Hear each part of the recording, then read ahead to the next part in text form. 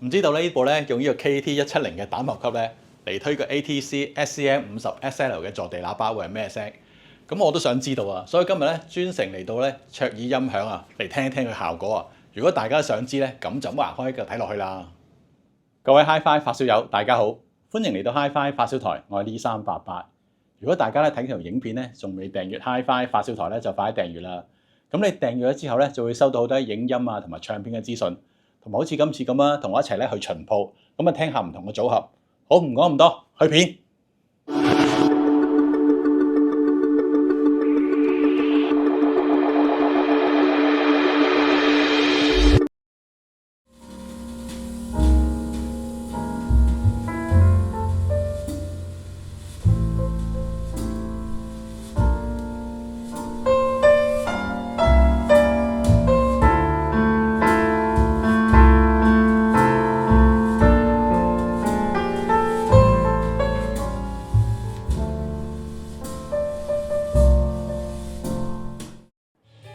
今次同大家分享呢個 Audio Hungary 呢個音響品牌咧，係嚟自個匈牙利啊。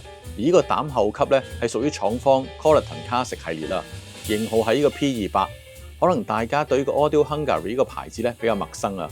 原來咧佢哋喺上世紀40年代咧已經成立㗎啦。當時咧主要從事一個廣播啊、電影啊、錄音室嘅設備啊。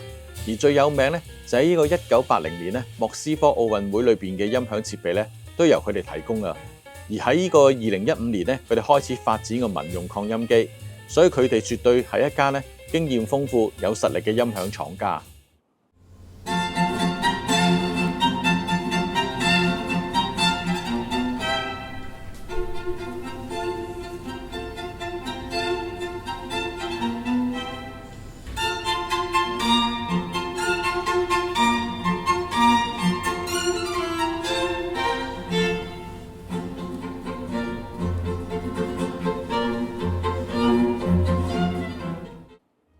呢部 P28嘅膽後級咧，大家見到咧用緊呢個吞數 KT170嘅膽啊，原來原廠配置咧係4支咧 KT120啊。而呢部機其中嘅特色咧，就係除咗呢個 KT120膽之外咧，可以用到呢個 KT150同埋呢個 KT170啊。而呢款 KT170嘅膽咧，最近口碑都唔錯啊，所以卓爾主持人咧 Lawrence 咧就換晒呢個 KT170，佢話呢啲聲音咧真係唔錯啊。咁同埋呢部機咧係自動偏壓啊，所以就算咧換咗唔同嘅膽咧，都唔使調呢個偏壓。同埋廠方提到咧，佢哋用咗一個動態偏壓技術，可以持續咧監控住每一支膽啊，即時咧調節呢個偏壓。除咗4支功率膽之外咧，仲有2支6922同埋2支12AX7嘅細膽啊。咁啊，至於部機嘅輸出咧，立體聲狀態之下咧就有100瓦乘2。咁如果調節成為單聲道咧，就可以去到呢個200瓦。機背方面咧，有一組 RCA 同一組嘅平衡輸入，仲有一個指撥掣。當撥到 pitch 位置之後咧，接到旁邊嘅平衡輸入咧，就會成為一部單聲道後級。另外喇叭輸出插座咧，分別有一個4 ohms 同埋8 ohms。最後呢個咧就係 IEC 嘅電源插。咁而電源開關咧就喺個旁邊。而呢部機有一個 stop start 嘅功能啊。當開着一個電源咧，機裏邊會慢慢提升個電壓嚟保護啲膽啊。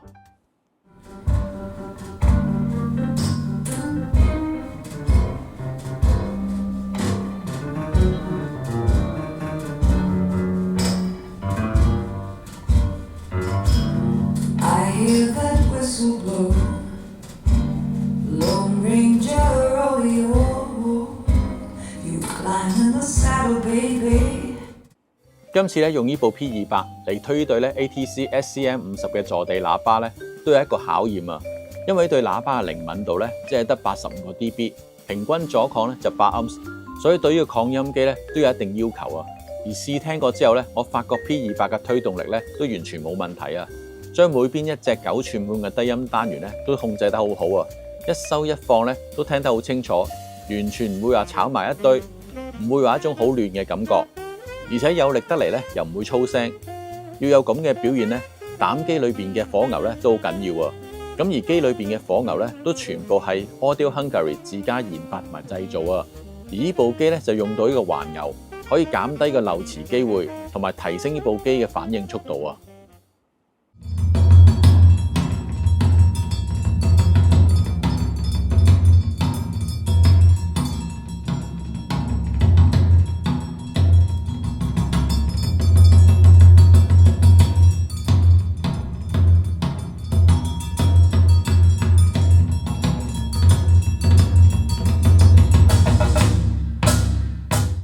呢部後級嘅推動力同埋控制力都唔錯啊！播呢個大動態音樂咧，都可以將呢個 ATC SCM50咧發揮得好好啊！力量方面咧就冇問題啦。咁至於音色方面啦，佢嘅聲音咧都好夠有勢，無論人聲嘅尾聲控制啊，小提琴微弱嘅擦弦聲咧都播得到出嚟啊！咁而且聲音咧都好鬆容，唔會話聽到令人有一種好有壓力、好緊張嘅感覺，係帶有歐洲器材嘅優美音色啊！咁分析力足夠之餘咧，亦都有翻膽機應該有嘅厚度感，同埋膽機嘅和暖嘅味道啊！呢方面咧我都幾喜歡啊！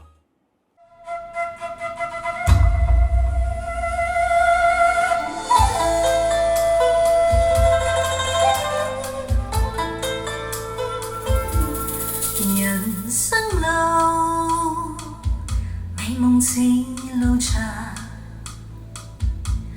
路裏風霜撲面光。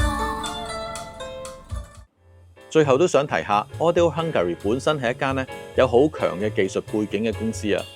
喺設計呢部 P28已經預留咗足夠嘅電源寬裕度啊！所以就算咧用到要求較高嘅 KT170嘅膽咧，佢都可以非常穩定咁嘅操作，同埋令到呢部後級咧推唔同嘅喇叭嘅適應性都提高咗啊！除咗推個 ATC 之外咧，推呢對有鑽石高音嘅 Martin 喇叭咧，一樣都可以發揮到咧鑽石高音嘅威力啊！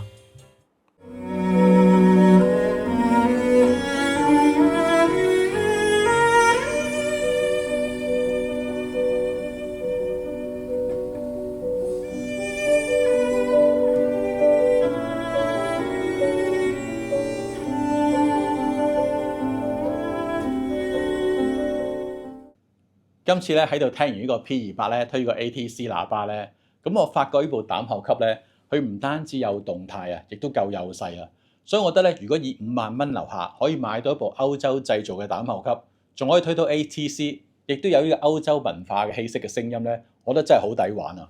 咁同埋將來咧，亦都可以加下唔同嘅前級，玩下唔同嘅音色。如果覺得好聲，亦都可以買多一部 P28變成 Mono Board， 咁有唔同嘅玩法啦。